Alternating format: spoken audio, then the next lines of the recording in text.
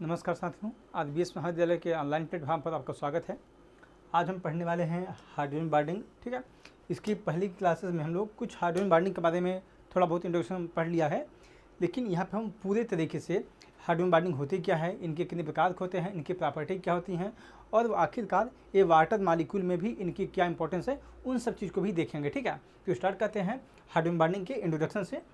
An attraction among two atoms that have formed chemical bond with each other is known as hydrogen bonding ना।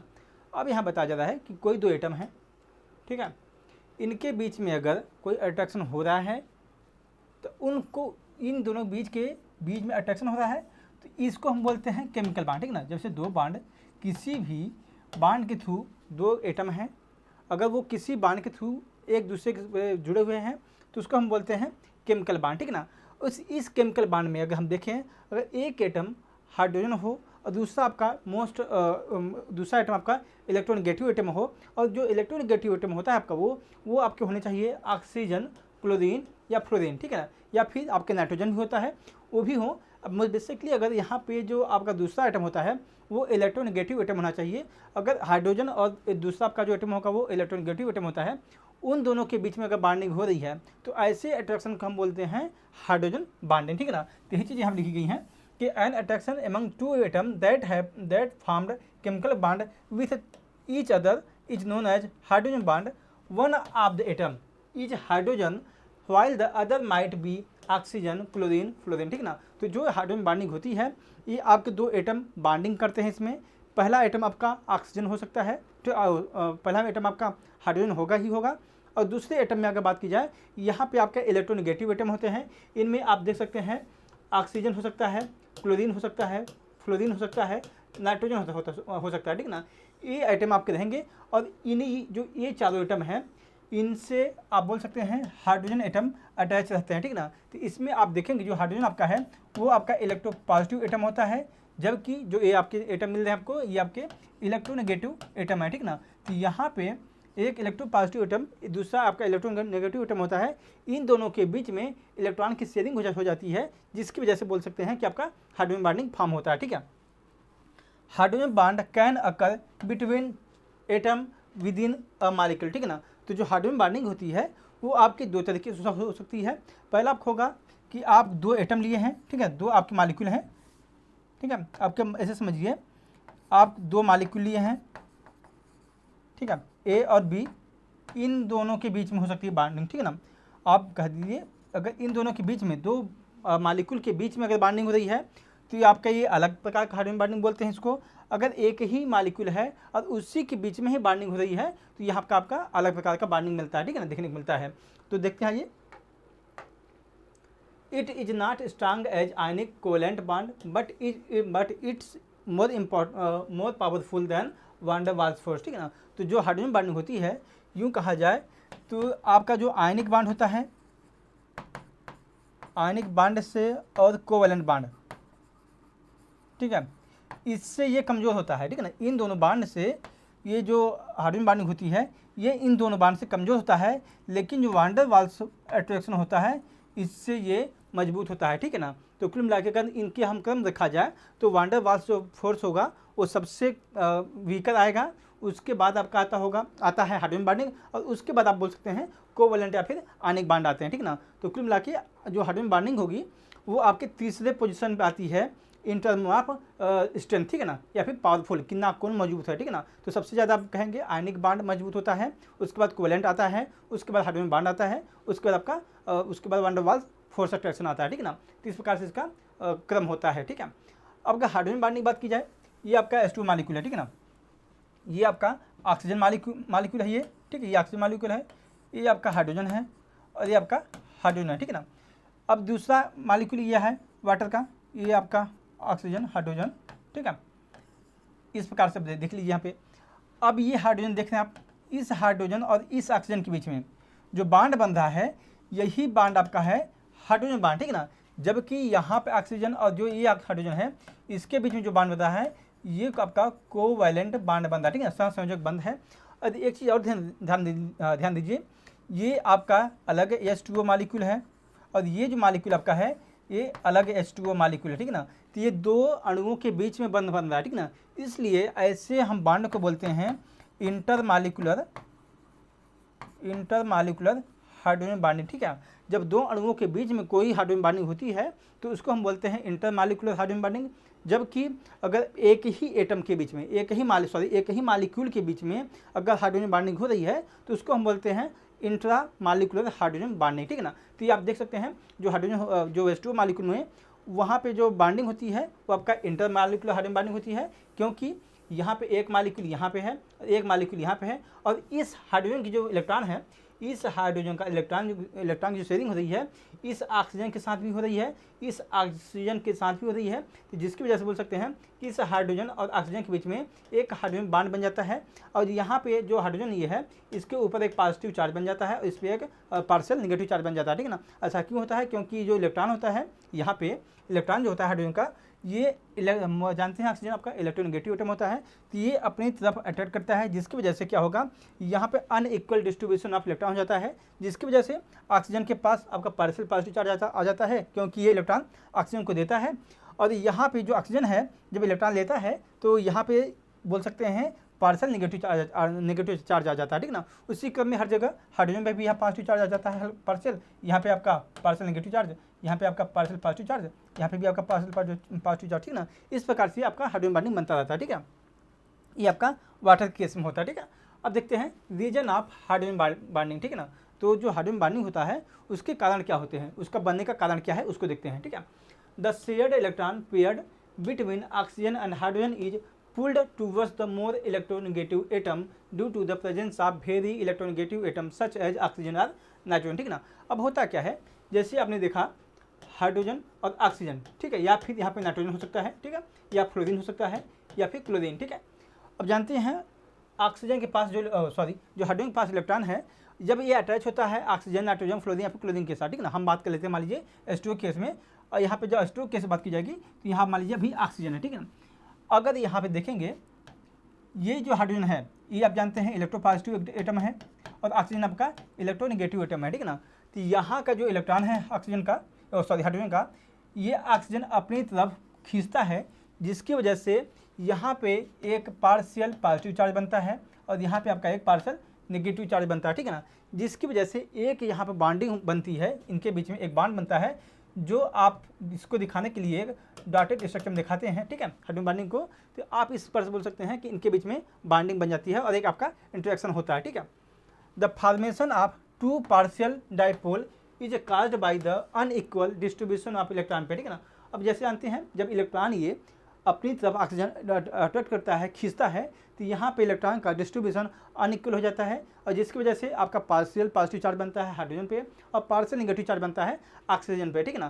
तो यहाँ पे जिसकी वजह से इन दोनों के बीच से, ठीक है ना, अब यहाँ पे क्या होगा, एक इंटरेक्शन उत्पन्न हो जाता है, जिसकी वजह से एक बॉन्डिंग बनती है, जिसको हम बोलते हैं हाइड्रोजन बॉन्डिंग, ठीक है। The hydrogen bond occur when partial positive charge hydrogen is attracted by another partial negative charge oxygen और नेगेटिव, ठीक है ना। तो यही बताया जा रहा है यहाँ पे कि जो आप पार्शियल चार्ज या नेगेटिव चार्ज देख रहे हैं, पार्शियल नेगेटिव चार्ज, वो दोनों में आपस में इंटरेक्शन होता है, एक दूसरे को अट्रैक्ट करते हैं, जिसकी वजह से यहाँ पे बोल सकते हैं कि हाइड्रोजन बॉन्डिंग बनती है, ठीक ना। ऑक्सीजन और हाइड्रोजन के बीच में हाइड्रोजन बॉन्डिंग बनती है, ठीक है। यही चीज़ें आपको दिखाई गई है स्ट्रक्चर के द्वारा। ये आपका H2O मालिक्यूल है, ये एक आपका दूसरा H2O मालिक्यूल है। अब यहाँ पे ऑक्सीजन है, यहाँ पे आपका हाइड्रोजन है, तो इसका इलेक्ट्रॉन जो है इसको तरफ अपनी तरफ खींचता है, जिसकी वजह से देख सकते हैं यहाँ पे आपका पार्शियल नेगेटिव चार्ज बनता है, यहाँ पे पार्शियल पॉजिटिव चार्ज बनता है, ठीक है ना। अब पार्शियल नेगेटिव चार्ज और पार्शियल पॉजिटिव चार्ज की वजह से इन दोनों के बीच में इंटरेक्शन होता है, जिसकी वजह से बोल सकते हैं इनमें एक बॉन्ड बन जाता है, जिसे हम बोलते हैं ये आपका है हाइड्रोजन बॉन्ड होता है, ठीक है।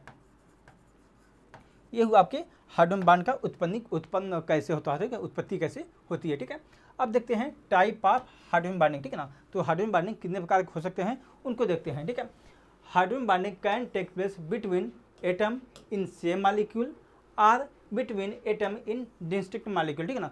अब बेसिकली यहाँ बताया जा रहा है कि जो हाइड्रोजन बॉन्डिंग होती है वो एक ही, ठीक है, एक ही मॉलिक्यूल के बीच में हो सकती है, ठीक है ना। एक ही मॉलिक्यूल के बीच में हो सकती है या फिर दो मॉलिक्यूल हैं उनके बीच में हो सकती है, ठीक है ना। तो ऐसा बोलें अगर हम बिटवीन मालिक्यूल, ठीक है ना, अगर बिटवीन जो मालिक्यूल है मतलब दो अणुओं के बीच में अगर बाइंडिंग हो रही है तो उसको बोलेंगे हम लोग इंटर मालिक्यूलर हाइड्रोजन बाइंडिंग। जबकि एक ही विद इन एक ही अणुओं एक ही मालिक्यूल के बीच में अगर हम हाइड्रोजन बाइंडिंग हो रही है तो उसको बोलते हैं इंट्रा मालिक्यूलर हाइड्रोजन बाइंडिंग, ठीक है। तो देखते हैं अब हम लोग हैं पहला स्टार्ट करते हैं इंटर मालिक्यूलर हाइड्रोजन बाइंडिंग, ठीक है ना। इंटर मालिक्यूलर हाइड्रोजन बाइंडिंग मतलब हुआ कि बिटवीन दो अणुओं के बीच में होगा, ठीक है ना, यहाँ पे binding. The intermolecular hydrogen binding occur when hydrogen bond are formed between two atom of different molecule, ठीक है ना। यहाँ पे जो डिफरेंट मालिक्यूल है वो हो सकता है मालिक्यूल आपका डिफरेंट हो या फिर सेम मालिक्यूल हो सकता है, जैसे, ठीक है। आप जैसे देखेंगे H2O के केस में, H2O के केस में देखेंगे जो वाटर होता है ये आपका सेम मालिक्यूल लिप्टेड फॉर्म में रहते हैं और आपकी मालिक्यूल इसी में ही हाइड्रोजन बाइंडिंग इनकी होती रहती है। और दूसरा एग्जाम्पल दे सकते हैं, जैसे आप लोग एल्डिहाइड ले लीजिए, ठीक है, और आपका एक H2O मालिक्यूल, ठीक है ना। अब इनके बीच में भी हाइड्रोजन बाइंडिंग होती है, ठीक है। तो यहाँ पे जो एटम होगा जिनके बीच में मालिक्यूल की बाइंडिंग होगी वो आपका सेम हो सकते हैं या फिर डिफरेंट टाइप ऑफ एटम हो सकते हैं, ठीक है ना। One molecule must contain partial positive charge hydrogen as an acceptor atom while other must have the partial negative charge, ठीक ना। और यहाँ पे वही चीज़ें बताई जा रही हैं कि जब इंटर मालिक्यूलर हाइड्रोजन बाइंडिंग हो रही है तो इसमें एक एटम के पास पार्शियल पॉजिटिव चार्ज होना चाहिए, जबकि दूसरे एटम के पास पार्शियल नेगेटिव चार्ज होना चाहिए। और इससे क्या होगा, इसकी वजह से क्या होगा, इनमें आपस में इंटरेक्शन होगा, आपका हाइड्रोजन बाइंडिंग होगी, ठीक है ना। तो कुल मिलाकर बात की जाए इंटर मालिक्यूलर हाइड्रोजन बाइंडिंग के बारे में, तो इंटर में दो अणुओं के बीच में बिटवीन द मालिक्यूल, ठीक है, ये हाइड्रोजन बाइंडिंग होती है, जिसके में क्या होगा, दो अणु जो आपके पाए जाएंगे ये जो मालिक्यूल होंगे वो सेम मालिक्यूल हो सकते हैं या फिर आप बोल सकते हैं डिफरेंट मालिक्यूल हो सकते हैं, ठीक है ना, जिनके बीच में आप हाइड्रोजन बाइंडिंग देखने को मिलेगा, ठीक है ना। एग्जाम्पल की देखेंगे अगर, hydrogen binding between aldehyde and water, ठीक है ना। तो एल्डिहाइड जानते हैं आपका ये अलग मालिक्यूल है, वाटर आपका अलग मालिक्यूल है, ठीक है ना। तो यहाँ बोल सकते हैं यहाँ पे जो हाइड्रोजन बाइंडिंग हो रही है इंटर मालिक्यूलर हाइड्रोजन बाइंडिंग में, यहाँ पे डिफरेंट टाइप ऑफ मालिक्यूल है, ठीक है ना, दोनों आपके अलग अलग मालिक्यूल हैं, ठीक है ना। जैसे आप देख सकते हैं डिफरेंट टाइप हैं, अगर आप देखेंगे H2O और जब H2O मालिक्यूल होते हैं इनके बीच में जब बाइंडिंग होती है तो सेम टाइप ऑफ यहाँ पे सेम टाइप ऑफ मालिक्यूल होते हैं, ठीक है ना, इनके बीच में बाइंडिंग होती है, ठीक है। अब यहाँ पे देखेंगे ये आपका एल्डिहाइड है, ठीक है, ये आपका एल्डिहाइड है, C है, आदि यहाँ पे एल्काइल ग्रुप लगा होगा, ठीक है ना, कोई भी हो सकता है, यहाँ पे H है और यहाँ पे O है, ठीक है। तो ये कुल मिलाकर आपका हुआ एल्डिहाइड हो गया। ये एल्डिहाइड एक मालिक्यूल आपका है, ठीक है, ये आपका एल्डिहाइड, और ये आपका मालिक्यूल है, ये आपका ये है H2O, ठीक है ना। ये भी आपका एल्डिहाइड है, ठीक है। तो यहाँ पे देख सकते हैं यहाँ जो ऑक्सीजन है, हाइड्रोजन है, जो हाइड्रोजन है ये दो इलेक्ट्रोनेगेटिव एटम, पहला आपका ऑक्सीजन है और दूसरा भी आपका ऑक्सीजन है, ठीक है ना। इन दोनों के बीच में इनकी शेयरिंग हो गई है, ठीक है, इस जो इलेक्ट्रॉन है इन दोनों के बीच में इसकी शेयरिंग हुई है। अब हुआ क्या, यहाँ पे जो हाइड्रोजन है ये अपना इलेक्ट्रॉन डोनेट नहीं किया होगा बेसिकली। यहाँ पे जो ऑक्सीजन है ये इतना ज़्यादा इलेक्ट्रोनेगेटिव एटम होता है, इतना ज़्यादा ताकतवर होता है ये, इस हाइड्रोजन के इलेक्ट्रॉन को अपनी तरफ खींच लेता है, जिसकी वजह से इसके पास पॉजिटिव चार्ज आ जाता है और इसके पास आपका नेगेटिव चार्ज आ जाता है, ठीक है ना। लेकिन यही प्रक्रिया सेम यहाँ पे भी दोहराई जाएगी, क्योंकि यहाँ पे भी ऑक्सीजन है आपका, तो क्या होगा, इसका इलेक्ट्रॉन यहाँ पे भी खींचा जाएगा, जिसकी वजह से यहाँ पे पॉजिटिव नेगेटिव चार्ज आ जाएगा, यहाँ पे भी आपका पॉजिटिव चार्ज आ जाएगा, ठीक है ना। जिसकी वजह से क्या होगा, यहाँ पे एक आपका हाइड्रोजन बाइंडिंग में जाती है और सेम चीज़ें यहीं आपकी चलेंगी, ठीक है ना। तो इस प्रकार से कर सकते हैं, जब दो अणुओं के बीच में हाइड्रोजन बाइंडिंग हो रही है तो उसको बोलते हैं इंटर मालिक्यूलर हाइड्रोजन बाइंडिंग। जब एक ही मालिक्यूल के बीच में अंदर हाइड्रोजन बाइंडिंग हो रही है तो उसको हम बोलते हैं इंट्रा मालिक्यूलर हाइड्रोजन बाइंडिंग, ठीक ना। उसका एग्जाम्पल देखेंगे अगर हम लोग, ये आपका सैलिसिलिक एसिड है ये, ठीक है, ये आपका इंट्रा मालिक्यूलर हाइड्रोजन बाइंडिंग का उदाहरण है, ठीक है ना। ये आपका एक ही मालिक्यूल है, ये बेंजीन रिंग है, ठीक है, ये आपका एसिड है COOH, ठीक है ना। और यहाँ पे आप देख रहे हैं ये फिनाल एल्कोहलिक ग्रुप है। अब देखेंगे यहाँ पे जो हाइड्रोजन है, हाइड्रोजन की बाइंडिंग देखेंगे, यहाँ पे जो ऑक्सीजन है ये अपनी तरफ अटैच करता है इसके इलेक्ट्रॉन को, जिसकी वजह से क्या होगा, अगर देखा जाए बेसिकली अगर इसकी संरचना बनाए हम लोग तो ठीक है, पहले हम देखते हैं इंट्रामॉलिक्यूलर हाइड्रोजन बॉन्डिंग होती क्या है, इसको देख लेते हैं, उसके बाद हम एग्जाम्पल देखते हैं। ठीक है, तो intramolecular hydrogen bonding occur when two partially charged atom of the same molecule form hydrogen bonding। ठीक है ना, तो यहाँ पे बताया जा रहा है कि कोई भी पॉजिटिवली चार्ज एक ही मालिक्यूल के अंदर, एक ही मालिक्यूल के भीतर अगर partially charge negatively charge molecule atom पाए जा रहे हैं, तो होगा क्या, इनमें एक अट्रैक्शन होगा जिसकी वजह से हाइड्रोजन बॉन्डिंग बन जाएगी, तो उसको हम बोलते हैं इंट्रामॉलिक्यूलर हाइड्रोजन बॉन्डिंग। ठीक है, when two functional group in the same molecule are arranged in such way that they can attract each other and form hydrogen bond, this occur। ठीक है, अब एक ही एटम है, जैसे आप देख लीजिए, ये आपका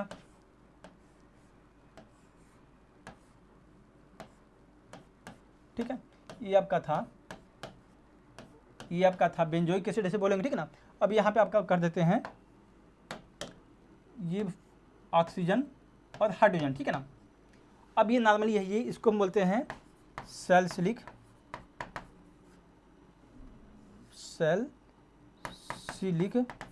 एसिड। ठीक है, ये आपका सैलिसिलिक एसिड है। ठीक है, अगर हम देखेंगे यहाँ पे ऑक्सीजन यहाँ पे है, यहाँ पे हाइड्रोजन। ठीक है ना, अब देखते हैं क्या है, इस इलेक्ट्रॉन को ये ऑक्सीजन अपनी तरफ, इस हाइड्रोजन की जो इलेक्ट्रॉन होगा ये अपनी तरफ अट्रैक्ट करता है, खींचता है, जिसकी वजह से यहाँ पे बोल सकते हैं इस हाइड्रोजन के पास, ठीक है, ये आपका पार्शियल पॉजिटिव चार्ज आ जाएगा, जबकि यहाँ पर आप देखेंगे यहाँ पे पार्शियल नेगेटिव चार्ज आ जाएगा। ठीक ना, अब ये चीज़ें इसकी वजह से क्या होगा, इसमें एक इंट्रैक्शन होगा, इंट्रैक्शन होने की वजह से क्या होगा, यहाँ पे अब एक बॉन्डिंग बन जाएगी, जिससे हम बोलेंगे हाइड्रोजन बॉन्डिंग। ठीक है ना, ये आपका होगा हाइड्रोजन बॉन्डिंग। और एक चीज़ ध्यान में रख रहे हैं, ये जो हाइड्रोजन बॉन्डिंग बनाई है एक ही मालिक्यूल है। ठीक ना, एक ही अणुओं के बीच में ये बॉन्डिंग हो रही है। ठीक ना, जबकि हम जब H2O पढ़े हैं, जो इंटरमॉलिक्यूलर हाइड्रोजन बॉन्डिंग देखे थे, तो उसमें हमने देखा था दो अणुओं की, दो मालिक्यूल की आवश्यकता पड़ती थी। एक हम लेते हैं कि एक H2O मालिक्यूल लेते थे, एक दूसरा और H2O मालिक्यूल लेते थे, तब यहाँ पे देखते थे हम लोग एक हाइड्रोजन बॉन्डिंग का निर्माण होता था। ठीक ना, जबकि सैलिसिलिक एसिड में देख रहे हैं एक ही अणु है, इनके बीच में आपका हाइड्रोजन बॉन्डिंग बन जाता है, तो ऐसे हम इंटरेक्शन को बोलते हैं इंट्रामॉलिक्यूलर हाइड्रोजन बॉन्डिंग। ठीक है, तो इस प्रकार से बोल सकते हैं आपका ये इंट्रामॉलिक्यूलर हाइड्रोजन बॉन्डिंग की परिभाषा हुई। ठीक ना, अब देखते हैं प्रॉपर्टी, देखते हैं हाइड्रोजन बॉन्डिंग की। पहला देखते हैं बॉइलिंग पॉइंट। ठीक है, the boiling point of compound with the same or similar molecular weight are expected to be the same. ठीक है ना, होता क्या है, अगर कोई मॉलिक्यूल है उसका अगर मॉलिक्यूलर वेट सेम है, ठीक है, या फिर सिमिलर लगभग सेम है, तो अगर वहाँ बात की जाएगी उसका बॉइलिंग पॉइंट की, तो ये माना जाता है कि उसका बॉइलिंग पॉइंट भी सेम होगा। ठीक ना, लेकिन अगर बात की जाए, यहीं पे एक मॉलिक्यूल लेते हैं C2H5OH एल्कोहल है। ठीक है, इसका मॉलिक्यूलर वेट, एक मिनट, C2H5OH। ठीक है, इसका मॉलिक्यूलर वेट देखें, और CH3O, ठीक है, CH3OCH3। ठीक है ना, इन दोनों का मॉलिक्यूलर वेट, ठीक है, आपका पहला मॉलिक्यूल आपका है एल्कोहल है, ठीक है, दूसरा मॉलिक्यूल आपका ईथर है। ठीक है, और दोनों मॉलिक्यूल का अगर मॉलिक्यूलर वेट देखेंगे तो दोनों का सेम है। ठीक है ना, लेकिन अगर बात की जाए एल्कोहल का जो बॉइलिंग पॉइंट होता है वो ज़्यादा होता है। ठीक है ना, एल्कोहल का बॉइलिंग पॉइंट जो होता है ये ईथर की तुलना में ज़्यादा होता है, इसका कारण होता है हाइड्रोजन बॉन्डिंग। ठीक ना, अब इस चीज़ को हम आगे देखते हैं कैसे काम करता है। ठीक है, ether and alkane with same molecular weight have similar boiling point. ठीक ना, ईथर मॉलिक्यूल है, एल्केन मॉलिक्यूल है, और मॉलिक्यूलर वेट उसका अगर समान है तो वहाँ देखेंगे आप लोग उसका बॉइलिंग पॉइंट एक ही होता है। ठीक ना, लेकिन एल्कोहल के केस में क्या होता है, alcohol instead have significantly higher boiling point than ether. ठीक ना, अब ईथर के केस में क्या होगा, हम देखेंगे कि जो ईथर से एल्कोहल के केस में ईथर और एल्केन की तुलना में एल्कोहल का बॉइलिंग पॉइंट अच्छा खासा बढ़ जाता है। ठीक ना, ये क्यों होता है, इसका कारण होता है हाइड्रोजन बॉन्डिंग। ठीक ना, आगे देखते हैं point than ether of similar molecular weight with the help of hydrogen bonding this can be explain. ठीक ना, तो ऐसा क्यों होता है कि एक ही लगभग एक ही मॉलिक्यूलर वेट है, जैसे आप एल्केन का और ईथर का। ठीक ना, तो एल्केन और ईथर केस में उनका बॉइलिंग पॉइंट लगभग काफ़ी क्लोज होता है, लेकिन वही मॉलिक्यूलर वेट है। ठीक ना, जो ईथर और एल्कोहल का है, और एल्कोहल केस में देखेंगे आप लोग इसका मॉलिक्यूलर वेट सेम है, लेकिन बॉइलिंग पॉइंट काफ़ी बढ़ जाता है। ठीक ना, इसका कारण होता है हाइड्रोजन बॉन्डिंग। ठीक है, तो the boiling point of alcohol rise due to the hydrogen bonding before it while extra energy required to break the hydrogen bond. ठीक ना, अब जानते हैं C2H5 ये OH, ठीक ना, यही आपका है, यह जो हाइड्रोक्सिल ग्रुप यहाँ पे है। और आप अगला अगर C2H5 लिखेंगे C2H5, ठीक है, या यहाँ पे OH, ठीक ना, तो होगा क्या यहाँ पे क्या होता है इन दोनों के बीच में, ठीक ना, ये आपका हाइड्रोजन है और यहाँ पे ऑक्सीजन है, तो इन दोनों के बीच में हाइड्रोजन बाइंडिंग होती है, जिसकी वजह से क्या होगा, इनके बीच में इंटरेक्शन काफ़ी बढ़ जाता है और इनका स्ट्रांग बॉन्ड बन जाता है, जिसकी वजह से हमें एक्स्ट्रा एनर्जी चाहिए होती है इस बॉन्ड को ब्रेक करने के लिए, जिसकी वजह से हमें जो नॉर्मली ईथर में टेम्परेचर चाहिए होता था इस बॉन्ड इसको बॉइलिंग पॉइंट को बढ़ाने, बॉइलिंग पॉइंट तक ले जाने के लिए, यहाँ पे एल्कोहल केस में क्या होगा, यहाँ पे हाइड्रोजन बॉन्डिंग को तोड़ने के लिए हमें जो एक्स्ट्रा एनर्जी चाहिए होती है, जिसकी वजह से यहाँ पे इसका बॉइलिंग पॉइंट बढ़ जाता है, ठीक ना। एग्जांपल के लिए देख सकते हैं, ये आपका एक मॉलिक्यूल है, ठीक है, ये प्रोपेन है, एक आपका मॉलिक्यूल अगला है डाईमिथाइल ईथर है, तीसरा आपका है इथेनॉल है, ठीक ना। अब तीनों का अगर हम मॉलिक्यूलर वेट देखेंगे तो पहले का आपका मॉलिक्यूलर वेट है 44.10 है, और आपका दूसरे का है 46 और इसका भी है 46, ठीक ना। अगर हम इन दोनों कंपेरिजन करें, दोनों का, ये एल्केन जो आपका प्रोपेन है और डाईमिथाइल ईथर है, ठीक ना, इनका बॉइलिंग पॉइंट अगर देखेंगे, एक का है 45, दूसरे का है 24, ठीक ना, -24 है, ठीक है।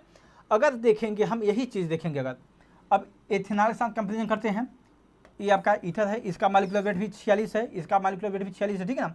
अगर यहाँ देखेंगे बॉइलिंग पॉइंट, अगर जब मॉलिक्यूलर वेट का सेम है तो इसका होना क्या चाहिए था, इसका बॉइलिंग पॉइंट भी लगभग सेम होना चाहिए था, ठीक है ना। लेकिन यहाँ पे देख रहे हैं इसका बॉइलिंग पॉइंट -24 है, यहाँ पे इसका बॉइलिंग पॉइंट आपका 78 है, ठीक ना। तो ऐसा क्यों होता है, ऐसा इसलिए होता है क्योंकि यहाँ पे हाइड्रोजन बॉन्डिंग का कारण पड़ जाता है, हाइड्रोजन बॉन्डिंग की वजह से इनमें अट्रैक्शन अच्छा खासा हो जाता है, जिसकी वजह से इस हाइड्रोजन बॉन्ड को तोड़ने के लिए हमें एक्स्ट्रा एनर्जी चाहिए होती है, जिसकी वजह से हमें यहाँ बॉइलिंग पॉइंट बढ़ा हुआ देखने को मिलता है, ठीक है ना। अब सॉल्युबिलिटी देखते हैं, unlike alcohol alkane are not soluble in water, ठीक ना। एल्कोहल देखते हैं, जो आप एल्कोहल लेंगे तो पानी में आसानी से घुल जाता है, लेकिन आप कोई भी एल्केन मॉलिक्यूल लीजिए, एल्केन कंपाउंड लीजिए, मेथेन हो गया, प्रोपेन हो गया, ठीक है, जो भी लिक्विड मॉलिक्यूल आपके होते हैं, ठीक है, ये आप देखेंगे ये पानी में आसानी से नहीं घुलते, ठीक है ना। जबकि वहीं पे देखेंगे एल्कोहल मॉलिक्यूल होता है, वो पानी में आसानी से घुल जाता है, इसका कारण होता है इंटर मॉलिक्यूलर हाइड्रोजन बॉन्डिंग का, ठीक है। जबकि देखिए एल्कोहल अगर देखेंगे, इसका फॉर्मूला होता है C2H5OH, ठीक है, एक वाटर होता है आपका H2, ठीक है ना। तो इन दोनों के बीच में क्या होगा, इंटर मॉलिक्यूलर हाइड्रोजन बॉन्डिंग पाई जाती है, जबकि एल्केन केस में जब H2 के साथ डालेंगे तो यहाँ पे हाइड्रोजन बॉन्डिंग नहीं पाई जाती है, जिसकी वजह से आसानी से सॉल्युबल नहीं होता, ठीक है ना। Bonded compound can dissolve in inter molecular hydrogen bonded solvent, ठीक है ना। एल्कोहल ए पोलर मॉलिक्यूल, ठीक है ना, जो आपका एल्कोहल में होता मॉलिक्यूल होता है वो आपका पोलर मॉलिक्यूल होता है, can form hydrogen bond with 2 water molecule, however alkane a non polar chemical होता ही है, जिसकी वजह से ये आपका वाटर मॉलिक्यूल डिजॉल्व नहीं हो पाता, ठीक है ना। जिसकी वजह से बोल सकते हैं कि यहाँ पे हाइड्रोजन बॉन्डिंग मेन कारण पड़ जाता है वाटर को पानी में डिजॉल्व करने के लिए, जबकि आपका एल्कोहल जो मॉलिक्यूल होते हैं वो आपके नॉन पोलर होते हैं, जबकि वाटर मॉलिक्यूल आपका पोलर होता है, तो पोलर जो सॉल्वेंट होते हैं आपस में घुल जाते हैं, और यहाँ पे देखते हैं जो एल्कोहल मॉलिक्यूल है वो नॉन पोलर सॉल्वेंट है, जबकि वाटर आपका पोलर सॉल्वेंट है, जिसकी वजह से ये आपके नहीं घुल पाते, ठीक ना। इसका कारण ये भी है, और आपका हाइड्रोजन बॉन्डिंग तो कारण है ही है, ठीक ना। अब देखते हैं लिक्विड की विस्कोसिटी, ठीक है। It is described as the resistance that one part of the liquid provide to another part of liquid, or simply it is resistance to the liquid flow, ठीक है। अब रेजिस्टेंस बेसिकली होता क्या है, अगर जैसे विस्कोसिटी क्या होती है उस चीज़ को समझते हैं, ठीक है ना। विस्कोसिटी अगर देखेंगे, जो वाटर होता है, अगर पानी बात की जाए, ठीक है ना, ये आपका पानी है मान लीजिए, तो होता क्या है, जब पानी जब चलता है, ठीक है, जब बहता है तो एक दूसरे के ऊपर एक परत के फॉर्म में चलता रहता है, ठीक है ना, एक दूसरे के ऊपर, ठीक है। अब होता क्या है, जब ये परत के फॉर्म में एक दूसरे के ऊपर चलते रहते हैं तो इन दोनों की परतों के, जैसे मतलब ए है, ए परत बी है, ए सी है, डी है, ठीक है ना, इन दोनों परतों के बीच में एक फोर्स लगता है, ठीक है ना, एक आपका रेजिस्टेंस लगता है। जब एक दूसरे के ऊपर परत चलती हैं तो इनके बीच में एक रेजिस्टेंस उत्पन्न होता है, एक प्रतिरोध उत्पन्न होता है। इस प्रतिरोध को ही बोलते हैं विस्कोसिटी, ठीक है ना। इस विस्कोसिटी हम बोलते हैं कि जो ये आपका एक दूसरे जो वाटर होते हैं, सरफेस होते हैं, एक दूसरे के ऊपर जब चलते हैं तो इनके बीच में एक फोर्स लगता है, इसी फोर्स को बोलते हैं विस्कोसिटी, ठीक है। The connection between the molecule in hydrogen bonded liquid is increased as result in intermolecular hydrogen bonding. This increase in association reduce the liquid tendency to flow smoothly, ठीक है ना। अब होता क्या है हाइड्रोजन बॉन्डिंग केस में अगर बात की जाए, जैसे हाइड्रोजन बॉन्डिंग जब कोई मालिक्यूल है, ठीक है ना, जिसमें ऐसा समझिए जिस मालिक्यूल में जितनी ज़्यादा हाइड्रोजन बॉन्डिंग होगी वहाँ पे जो फ्लो करने की टेंडेंसी होगी उसकी उतनी ही कम होती जाती है, ठीक है ना। जैसे देखेंगे आप लोग ग्लिसरॉल होता है, ठीक है, जो ग्लिसरॉल मालिक्यूल होता है,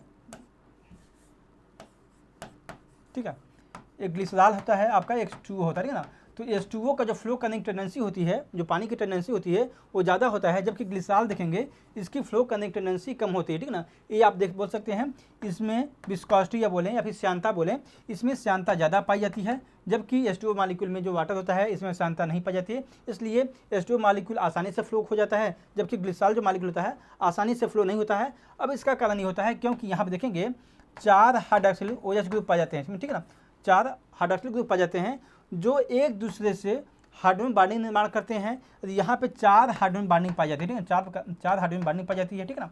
जबकि H2O में आप देखेंगे 2 ही हाइड्रोजन बॉन्डिंग पाई जाती है, जिसकी वजह से ये कह सकते हैं कि यहाँ पे ज़्यादा हाइड्रोजन बॉन्डिंग पाई जाने की वजह से इसकी फ्लो करने की टेंडेंसी कम हो जाती है, जबकि H2O मालिक्यूल में ऐसा नहीं हो पाता क्योंकि इसमें हाइड्रोजन बॉन्डिंग तो उसमें पाई जाती है, लेकिन ग्लिसरॉल की तुलना में इसमें हाइड्रोजन बॉन्डिंग कम पाई जाती है, जिसकी वजह से इसकी टेंडेंसी आपकी बढ़ी हुई रहती है, ठीक है ना। वही देख सकते हैं एग्जाम्पल के लिए ग्लिसरॉल C2H5OH आपका यहाँ पे एक एल्कोहलिक ग्रुप है, दूसरा यहाँ पे है, तीसरा यहाँ पे, ठीक है ना। तो यहाँ पे देख सकते हैं आपके 3 आपका एल्कोहलिक ग्रुप है, ठीक है ना, जिसकी वजह से बोल सकते हैं यहाँ पे हाइड्रोजन बॉन्डिंग ज़्यादा पाई जाएगी, जबकि H2 में आपको कम पाई जाएगी, जिसकी वजह से ये आपका हाइड्रोजन बॉन्डिंग की वजह से ज़्यादा रेजिस्टेंस शो करता है अपने आपको, और H2 मालिक्यूल आपका रेजिस्टेंस कम शो करता है, या फिर बोले प्रतिरोध इसमें कम लगता है, जिसकी वजह से जो ग्लिसरॉल होता है इसकी फ्लो करने की टेंडेंसी आपकी कम होती है, H2O की आपकी टेंडेंसी ज़्यादा होती है, ठीक ना।